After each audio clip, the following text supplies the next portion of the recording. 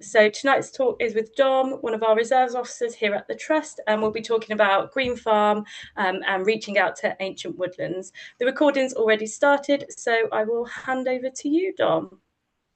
Great, thank you. I am going to share my screen and stick on the presentation.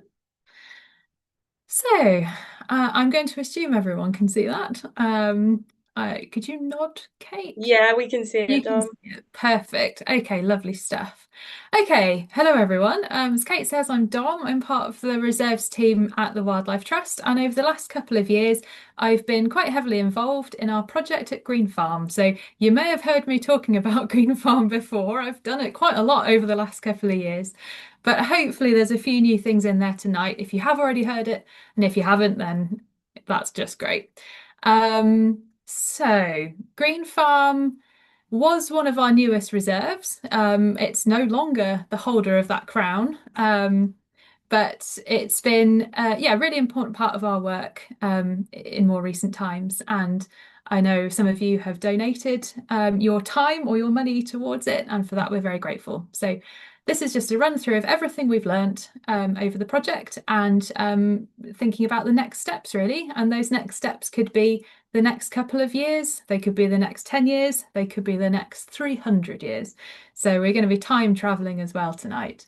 So this is the story of Green Farm through its history, its natural history, and ultimately its transformation into a nature reserve. So kicking off, where is Green Farm? Green Farm is where that big blue star is. So you'll see it's just to the northwest of Worcester. It's in, well, my part of the world. My area, the reserves I manage are West Worcestershire. So I come across from Worcester through Malvern, so there's the Knapp and Paper Mill down here to orientate yourselves, up through the Team Valley, and then right up to the Wyre Heathlands at the top there, which goes into Andy Harris's territory. So the big blue star is where we're basing ourselves tonight. And then if we just zoom in a little bit more and look at Green Farm from the air, you'll see it's right next to Monkwood, which is another one of our nature reserves. We've owned Monkwood now for almost 40 years. It's a very lovely semi-natural ancient woodland. And the white line you can see is around some fields to the west. And that white line incorporates all of Green Farm. That's what we're talking about. And that's what we purchased a couple of years ago now. So that's where Green Farm sits in a Worcestershire context. What is it? So you can see from that aerial before that the white line looks like it goes around just some fields. And that's pretty much what it is. So it's 8 different fields. They're all types of grassland. Some of them are better for wildlife than others. So this one that we're looking at just here with all the buttercups, this was taken in early summer. This is Long Meadow. This is one of the nicest meadows on site, and there's some really lovely sort of local Worcestershire species in here. Um, Things like adder's tongue fern, things like bird's foot trefoil, some black knapweed, and meadow vetchling, some really nice meadow flowers in this particular field. In some of the other fields, it's a bit more grassy. It's been improved over the years through manure and fertilizer and maybe the odd bit of rolling or ploughing way back in its history. So the meadows themselves differ very much in terms of their benefits for wildlife. But in a nutshell, Green Farm is 8 different fields. And we will explore through the presentation what we've been doing to them over the last couple of years. But for now, we're going way back in time. When we first got involved with Green Farm, it was very much a blank canvas, and it's sort of, there you go, Dom, we've bought it now. What would you like to do with it? And I was sort of, "Whew, okay, where am I going to start?" So I thought, in order to understand this new piece of land, we need to look at everything. We need to look at the ecology. We need to look at the archaeology. We need to look at the bones of the place before we can start to really understand it and think about what it is at the moment and where it might go in the future. So going right back to the beginning, because geology is a really important part of that. So 200 million years ago, which is a vast amount of time, was when the big limestone escarpment that runs all the way down from Wenlock Edge in Shropshire, down through the Malvern Hills and going south. That limestone ridge, which forms the backbone of West Worcestershire, was formed. So this photo was taken on top of the Malvern Hills, looking out across a very flat Worcestershire. Um, and yeah, that limestone ridge is one of the most ancient parts of our county. A little bit more recent, 450,000 years ago. Let me get my maths right. That was when the huge vales of the Severn and the Avon were carved out. This was during an ice age event called the Anglian Ice Age. And so by this period of time, not only did we have our limestone backbone in West Worcestershire, but we'd now started to get our huge river valleys that had been cut open by these massive rivers as they were in flood after all that ice was starting to melt. And so it's these processes that had started to shape the Worcestershire that we know today.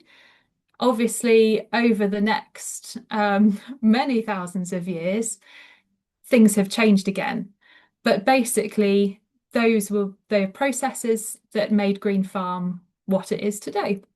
And Green Farm, because it sits in the middle of the Severn Vale, it's on geology called Mercian mudstones. Now, we don't need to worry ourselves too much about that, but it does come into play when you're looking at the management of a reserve. For example, when we were digging in all of our new stock-proof fencing and our new pedestrian gates, we were coming up against solid clay. And so it's nice to know why we're dealing with that. And by looking at the geology, you understand that a bit more. So we're carrying on through time. We're looking at the changes that have been made on the landscape and how Green Farm has come into being in more recent times. And it's funny, when we've been looking at 200 million years ago, 40,000 years ago suddenly seems quite recent, but obviously it really wasn't. It was still a long time ago. And at this particular period, we still had things like mammoths in the UK. So this is how far back we're still talking. So at this particular point in time, it was a very, very barren landscape here in the UK. It was tundra, very, very short grass, very, very cold, freezing winters. So many of our species were migratory. They were moving seasonally and according to the weather. But our human ancestors were still living here periodically, and there was wildlife. After the last ice age ended, so this is going back to about 11,000 years ago, the climate started to warm up very gradually. And this is when we started to see the trees and shrubs that we recognise today starting to recolonise the UK. So things like silver birch, aspen, and sallow are what we call pioneer species. These are the species that are really tough, they're really resilient, and they can cope with really nutrient poor soil, not very much soil, because of course all of our sort of creatures like worms and beetles and earwigs and whatnot in the soil, they couldn't survive in the permafrost of the Ice Age. So soil was very, very thin and very, very nutrient poor. So you need those pioneer species to come in and start to make things a little bit more tolerant for other tree species like hazel, oak, alder, lime, elms, holly, and so on. But even though we're 11,000 years ago, these are the trees that we know today. We all know oaks, we all know hazels. Monkwood is famous for its oaks and hazels. And we know through looking at some of those species and some of the features at Monkwood, as well as looking back through the historical record and old maps and all sorts of documentary evidence, we know that Monkwood has been a wood since this time. So that's where Monkwood gets its name of ancient semi-natural woodland from. It's been standing there for a very long time. So moving a little bit more forward in time, 8,000 years ago now, when wolves were still here in the UK, um, our human ancestors were in Worcestershire at that time.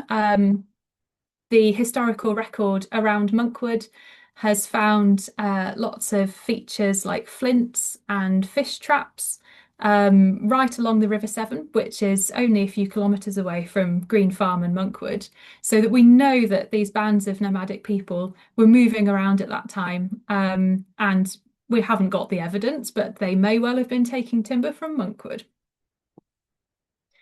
And at that time, the UK was very heavily forested. It was once thought that, I think there was a saying that if a squirrel, would have been a red squirrel back then, um, it could have swung through the branches of trees continuously without ever touching the ground from the south coast of the UK right up to the northern coast of Scotland.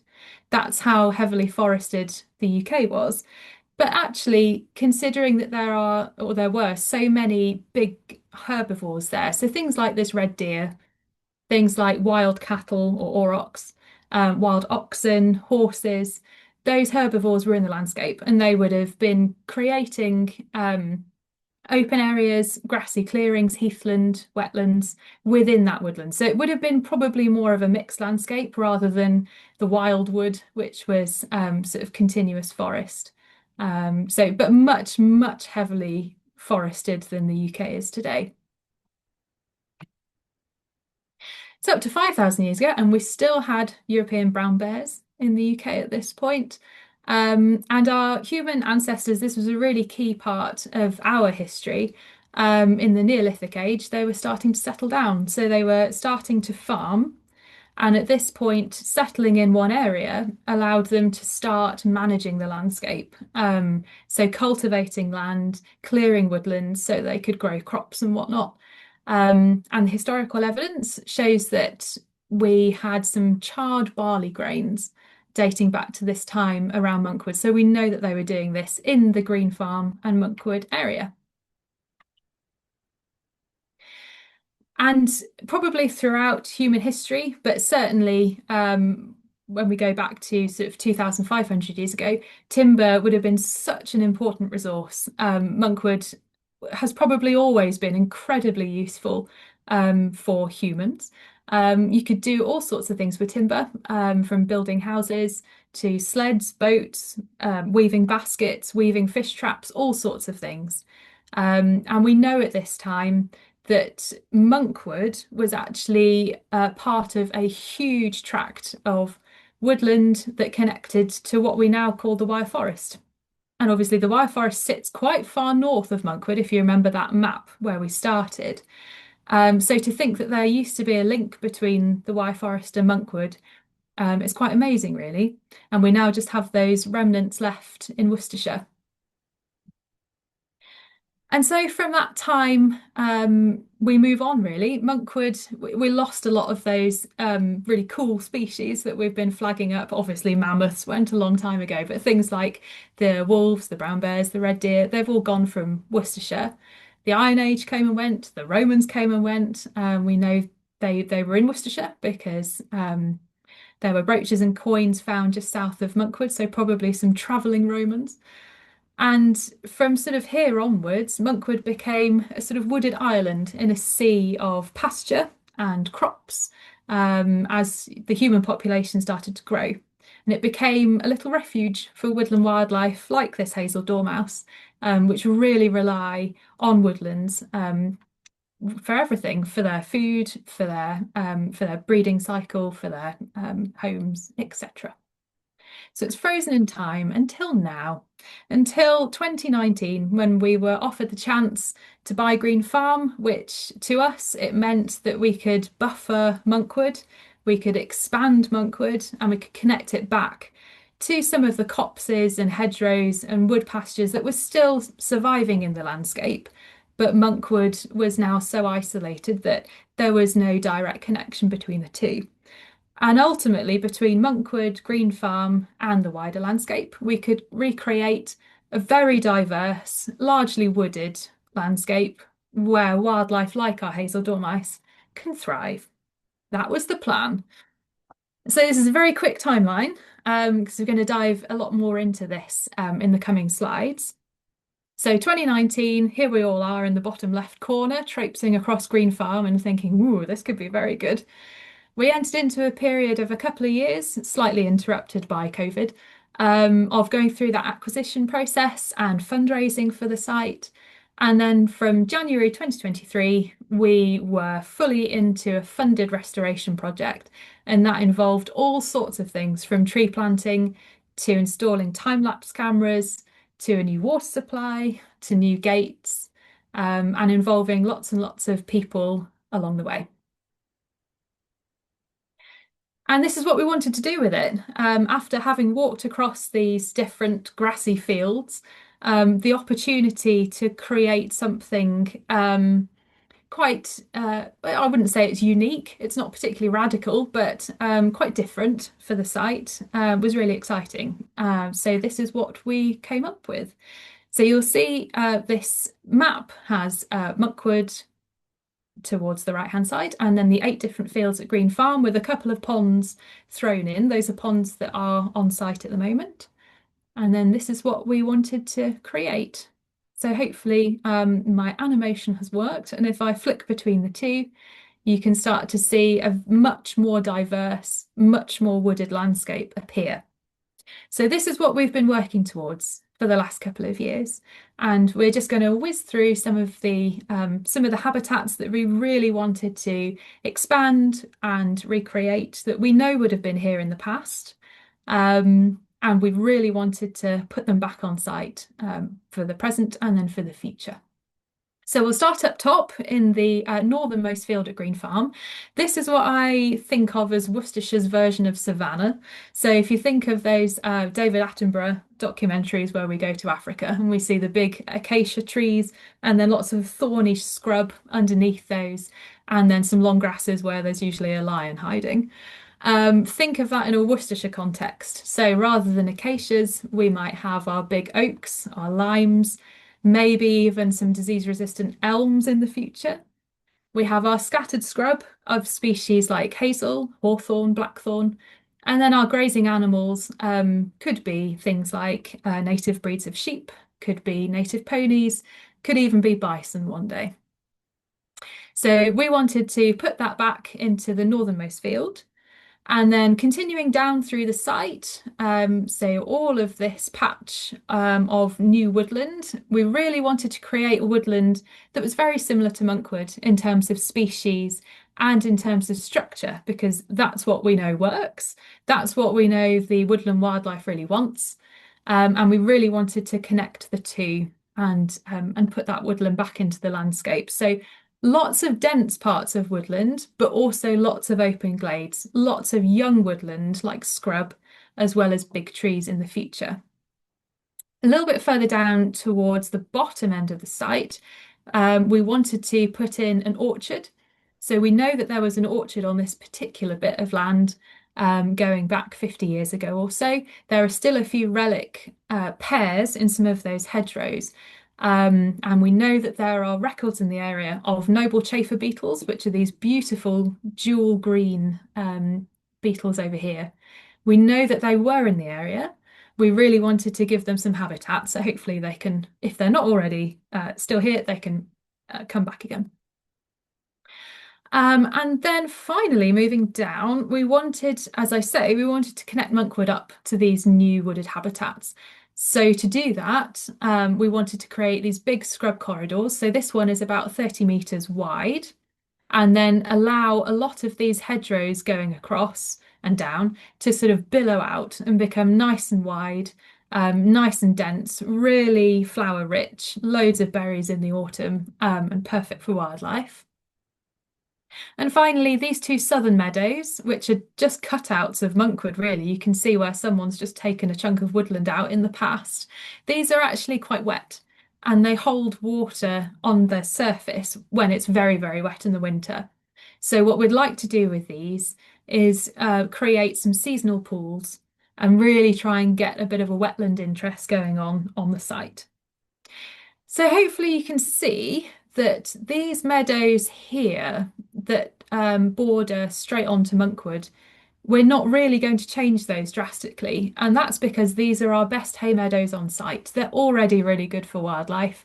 They already support some of our priority species in Monkwood, like wood white butterflies that rely on a couple of different flowers that in turn rely on lots and lots of sunlight. We wouldn't want to change these at the moment. They're serving their purpose very well. So these hay meadows will stay as they are. These two down here, as I say, very, very wetland flavour, so they might change to something a bit wetter. And then these three fields over here, these were the fields that were the least diverse. There were a couple of grasses, some buttercups, and maybe one or two other grassland species, but really that was it in terms of meadow flora. So that then gave us the best opportunity to recreate these wooded habitats.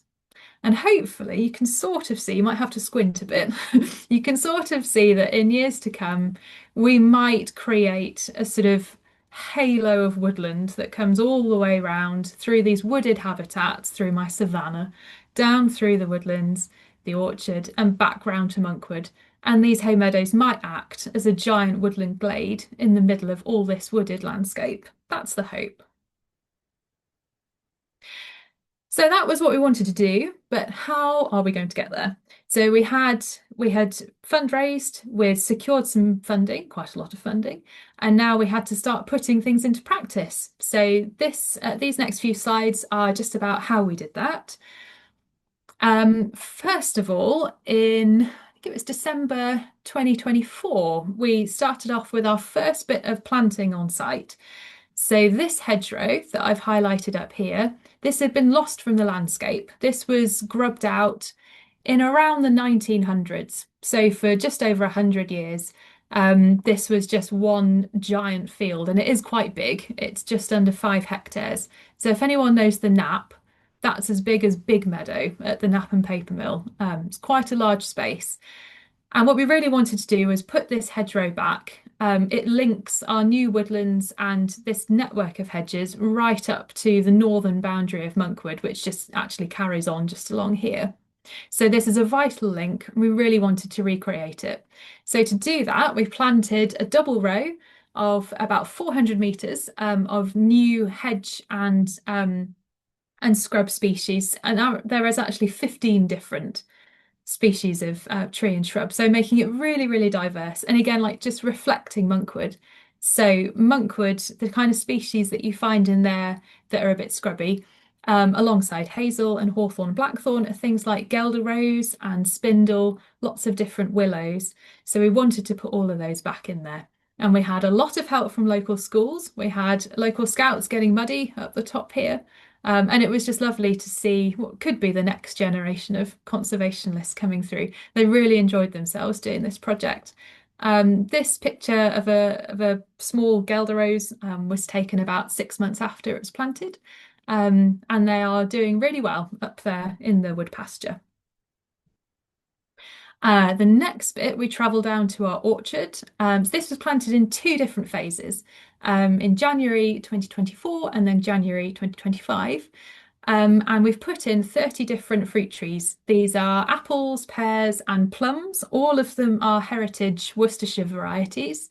And they've all been planted by one of our partners for the project, who are Wild Goose Rural Training, just up the road in Hallow. And they've really taken this orchard to heart. They've done all of the planting. They've even woven some hurdles, which are now protecting those trees. They've actually coppiced these bits of willow and hazel from Monkwood, taken them back to their site to weave these beautiful things, and then brought them back and attached them. And despite the really difficult summer, some of these new apples have started to produce fruit already, which is very nice. And then finally, our most significant part of the project was planting these new woodlands. So for this, we wanted to plant certain species that might not necessarily colonize it themselves, or if they did, there might not be very many of them. So we wanted to give them a certain helping hand. but also leave enough space for natural colonisation. So for jays to plant an acorn or for ash keys to blow their seeds onto the field. So the planting was done very much with natural regeneration in mind. But we planted almost 4,000 different trees. This was all last December, December 2024. So over a 3-week period with over 200 different people helping, we planted these trees. And you can see some of them coming up here this summer. So this is a field maple. We've got a wild cherry just here. They've done very, very well. And then an oak, complete with an oak gall, oak apple gall, just there if anyone knows their galls. Um, and you can see it's this band of woodland that we started planting. And yes, it does have a hole in the middle. That is our new glade. It's about 50 metres wide by 40 metres wide. So that will become our woodland glade in the future with a ride that connects it to these grassy margins and then another ride down into the orchard. So that if you're a wood white butterfly and what you want is grassy and sunny, you can travel down through this hay meadow and then all away along these grassy margins and rides to wherever you want, hopefully out into the wider landscape and then colonise more areas other than Monkwood and Green Farm. We also, this is just more nice stuff that we did over the last couple of years. We did lots and lots of guided walks. This particular one at the top, Steve, our head of conservation here, happened to find a very rare, well, a new species for the site called the Downland Villa fly. This one has been coming into Worcestershire a little bit over the last, well, probably 5 years or so now, I think. There was one record that had popped up a couple of weeks previously, but we found at least two on our walk on Green Farm. This is a brand new bat for the whole site. That's Monkwood and Green Farm combined. This is a Beckstein's bat. We do have a population in Worcestershire. We studied them about 14 years ago now in Grafton Wood and East Worcestershire, and they popped up in a couple of other woodlands nearby.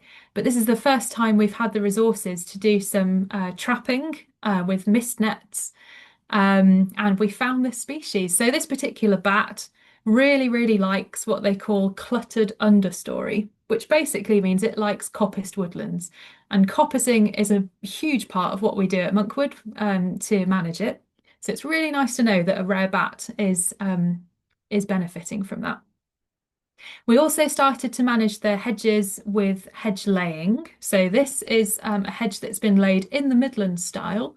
There are lots of different styles of hedge laying. This particular style includes 2 bits of hazel that you wrap around the top. So you sort of twist it round all of these different stakes and it holds the whole thing together. I just think it looks really attractive. So before we started laying these hedges, they were being flailed top and both sides every year. And that was, it meant the structure was quite good. But any autumn berries were sort of chopped away by September or so. So not the best for wildlife. We were able to tap into a bit of funding to do this, and so we've now just done year 3 of our hedge laying programme, and the hedges are responding so well. In one particular hedge, it's just a bit that's north of here. We did some bird surveys on it, and in the first year of surveying, which was 2022, we didn't find any breeding birds associated with that particular section of hedge. 2 years later, after it had been laid, we found 16 different birds in that hedge. And some of those were singing, some of those were holding territories, but all of them were showing breeding behaviour of some kind. So I think that just shows, even in 2 years, the structure had changed and there was maybe more foraging opportunities as well for those birds. So that's a really nice, wildlife doesn't always respond that quickly, but it's really nice when it does because it can demonstrate that we're doing good stuff. And another really simple change we made was to take the cows off this land. We go back to our Mercian mudstones. The land is very clay rich and it doesn't take any time at all to get really, really wet. And obviously having heavy cows on there can really churn up that ground quite quickly. So we replace them with these sheep. I think there's about 5 different breeds within that lot, but they're all doing a great job. They're on Green Farm as we speak, and just grazing those hay meadows as a really important part of meadow management. Other nice stuff. This is all thanks to Wendy. We put in some lovely new interpretation boards across Green Farm and Monkwood just to tell our visitors all about what we're up to and the wildlife that could be found here when I'm not there, talking about it. We also put in some lovely benches as well. These ones are made in the wire forest from wire forest oak. So another nice connection between Monkwood and the wire forest. And then finally, we did lots and lots of surveys, and I promise our trainees were having a better time than it looks like in this photo. We were doing some condition monitoring on this day. Up here, we were doing some bat surveys, and then this is putting out footprint tunnels for dormice. And this is a really good way of surveying for dormice if you don't necessarily have a protected species license to handle them. It's basically a natural ink that you paint on a little wooden insert, and that ink is made of charcoal and sunflower oil. And the dormouse or other small mammals trundles through the hedge, comes across this wooden platform, walks through the ink, and then leaves its footprints on the paper that's inside this black tube, walks out the other end, and you can come along and identify the footprints. And dormice have basically their palm is a triangle, whereas all other small mammal species, their palm is a circle. So then you can tell that a dormouse has walked through your tunnel or not. At the moment, not. They're eluding us. They're there somewhere because they're in Monkwood, and the hedges are now getting really, really good for dormice particularly. So we will find them. It's just a matter of time. We also installed this time-lapse camera. So this is up on an oak on the edge of Monkwood, looking out towards Green Farm. So it's looking over one of our scrub belts here, our new woodland that's been created up here, and then the orchard is just over the hedge here. So it's looking over one of our hay meadows. And it's been really lovely to see the seasons change. At the moment, eventually, hopefully, we will see a wooded landscape start to appear, but obviously that takes time. So this is in the winter, and then we go through the spring, so we can see all the leaves starting to come out. We can see some hawthorn blossom in the distance there.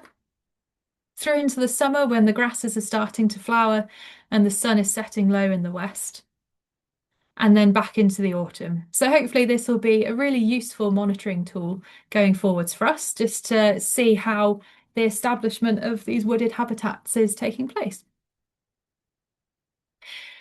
So I promised you some next steps. This final section of the talk just goes into a little bit more detail about what we do over the next 2, 5, 10, 50, 300 years.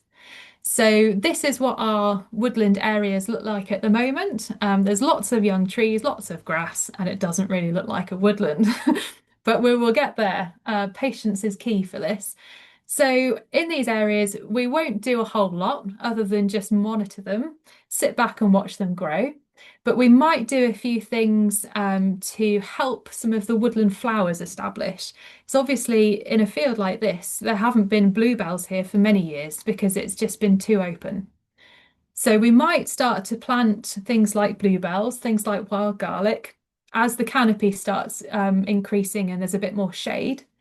We might also put some flowers like cow parsley and red campion that you might find in a woodland. We might plug plant them into here just to get them going. And we might also in sort of, what's the word? I've lost my word. Improve. We might improve some of the more open areas. So the glades that I was talking about, they don't yet have the bird's foot trefoil and the red clover and the really nice flowers that will mean that they're really, really good for butterflies. But I mean, we could wait for them to spread naturally from our hay meadows next door, but we could also plug plant, or we could spread green hay, or we could spread some seeds on there. So that's something that we might look to do if we feel that's a good thing. But hopefully in about 10, 15 years' time, our woodland will start to look like this. So this is a nice grassy ride. This is a woodland at Smite, Lower Smite Farm, that was planted about 16 years ago now. This is it as I took the photo this summer. So you get an idea of what the green farm woodlands should start to look like too. So this one has a nice grassy ride going through, as green farm will, starting to be really, really good for birds like chiffchaff here, and also brown hair streak butterflies, which are moving, colonising through Worcestershire at a rapid pace, which is really nice to see. They're not yet at Monkwood, but they've got over the M5, and I think they're possibly now over the River Severn, or they're getting there. So they've had a few barriers to cross, but Monkwood has lots of blackthorn, which is key to brown hair streak life cycle. So I think it's only a matter of time before we get them. Skip forward to maybe 80 years' time, 100 years' time, when we still have our grassy glade. We've also got some nice margins with lots of flowers. And you can see here our oaks are now getting quite big and tall, could potentially support a white stork. You might think that's a bit crazy, but they are here in the UK. They colonised Sussex in 2016 at the Knepp Rewilding Estate, and they've been spreading not very far, but around the local area since then. They like nesting in mature oaks. So if my oaks can grow to this height, we might get a white stork pair. Wouldn't that be wonderful? Might also get wild boar, potentially a bit sooner than white storks because wild boar are already surrounding us. They're down in the Forest of Dean, they're up in Shropshire. They may already be the odd one in Worcestershire, but they may well start to colonise over the next few decades. So that could be quite interesting. And then we skip forward to many hundreds of years. So by now, our oaks have grown to this vast veteran stage, which is just fantastic. And if you can have some of these dotted around your younger trees in a woodland, it just brings so much for the wildlife. And here we get a little bit fanciful, but I don't think it's too far-fetched. We have our tawny owl chicks up here benefiting from lots of holes in the branches of this oak. I don't know whether red squirrels will ever come back down to Worcestershire, but I've popped one up in the branches there. You never know. And then down here we've got some European bison. Bison are back in the UK now. They are in Kent. Kent Wildlife Trust reintroduced them to some of their ancient woodlands down there. And their bison are basically doing the job of foresters. They act like chainsaws, they bulldoze their way through coppice, create lots of bare ground, create lots of open areas. And they're a really key part of woodlands in Europe, particularly. So that could be a really nice animal to mimic what our wild herbivores would have done thousands of years ago. In the wood pasture, this is how it looks at the moment. So this is one of our trees. They've been planted very far apart, so there's plenty of grassland still underneath. You can see in the background, hopefully, there's some lumps and bumps in the landscape. These are brash heaps, lots and lots of branches that have been left over from the hedge laying, and we've just piled them in these heaps. I'm hoping that they will provide a bit of a sapling nursery. So if a jay plants an acorn on the edge of that brash pile, the brash pile will act as a bit of a protector against deer nibbling or anyone else nibbling, and will allow those saplings and that scrub to kickstart my savanna. So that's what the wood pasture looks like at the moment. What are we going to do for the next few years? We're going to be planting a few trees into some of these gaps just so that we start to get a nice diversity in terms of age. So it'd be really good to kind of plant a few more at intervals of sort of 5 to 10 years. Encouraging those scrub pockets to develop and then playing around with the grazing a little bit. So in this lower section of the field, we might graze it every year and keep this as more of a meadowy feel to the grassland underneath the big trees. Over in the higher part of the field, we might not have any grazing in there for 10 years or so, really allow that scrub to get going, and then just play around with it, be a bit experimental and see what works best for wildlife. The future of that wood pasture in 100 years' time or so could look a bit like this. This is over in Herefordshire. There aren't as many scrub pockets as I would like in mine, but you'll see these trees are really, really open grown. And this just means that they've had all the sunlight, they've had all the nutrients to themselves. They've got very short trunks with huge canopies that spread out, and just it makes for a very stable structure. So these trees will go into their old age really stable. They can survive storms, they can survive heavy snowfall, and they might just make it to veteran trees far better than trees that might be in a woodland, for example. Lots of competition, they're all shooting up, they look a bit like lollipops. And as soon as there's any wind, they're more prone to flying over. We already have swallows at Green Farm. I would love to see more of them. My grandma used to talk about clouds of swallows that she used to see sort of 80 years ago, and I would love to see that above our wood pasture at Green Farm. We do have brown hares in there as well, but again, I'd love to see more of them. Skip forward to sort of 300 years in the future, and I'd love the wood pasture to look a bit like this. These are some veteran sweet chestnuts, and we have planted sweet chestnuts alongside oaks and limes in our wood pasture. Here's a lesser spotted woodpecker, not doing very well in Worcestershire at the moment. I'd love for that trend to be reversed in the future. Same goes for stag beetles. They are fantastic beetles. I saw my first one ever last summer. At the moment, they're really restricted to a little pocket round Upton upon Severn. But wouldn't it be great if in the future they could be in Middle Worcestershire as well? And our veteran wood pasture might be the thing to thank for that. So we'll see. Next steps in terms of watery habitats. So we've not really got going with any watery habitats just yet. We've been very focused on the wooded habitats for the last 2 years. For the next part of Green Farm, phase 2, we really want to look at water. So this colourful map on the left was taken by a drone, and basically the different colours show different elevation. So these reds and yellows means high ground, these blues mean lower ground.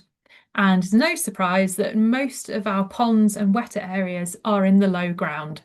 All of the water from the high part drains off towards Monkwood, and it just happens to sort of pool itself around these fields down here. So a couple of things we can do here.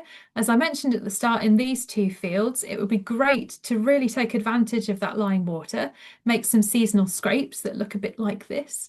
Lying water on the surface is just fantastic for things like dragonflies. But we do have a couple of ponds there already. There's a large pond down here, big pond up here. Both of them have great crested newts, but both of them need a bit of work. The one up here is a little bit shady, doesn't get much light in. And the one down here is very deep, but doesn't really have any other levels to it. So there's no shallow margins, there's no shelves. So we could do a little bit of restoration on both of those. And then potentially some pond creation. So looking back at the historical record, there used to be many more ponds on Green Farm than there are now. We've lost them. Through various means, they've probably silted up over the years. They've perhaps been ploughed out in certain areas. But we still see a few hollows that look a bit like ghost ponds. So there's a hollow up here that used to be a pond, big hollow over here, and then one over here in this field. So we could potentially recreate those ponds, get them back in the landscape and link the whole thing up. And if we did that in the future, we could look at something like this. So this is quite a large, this goes beyond a scrape. This is an actual pool. Emperor dragonflies are coming up from the south. They're a species that's actually benefiting from climate change. We have them already in Worcestershire. It'd be great if they could establish themselves in our new wetland habitats at Green Farm. Beavers would be fabulous. We're not far from the Grimley Brook, which flows down to the River Severn at Monkwood. So if we expanded our wetland habitats, could potentially have beavers. We do have the occasional migrant hobby passing through, but if we created more ponds, more dragonflies, and therefore more hobbies. So that's something that I would love to see in years to come. And I think that's enough of me blathering on. So we're going to leave it there. Hopefully, that's not been too mind-bending, but has given you an idea of where we've come from with Green Farm, all sorts of things that we've learned along the way, and the start of what is a long journey, but it's the start of it anyway, to becoming a nature reserve. Thank you very much. Brilliant. Thank you, Dom. Thank you so much. I'm just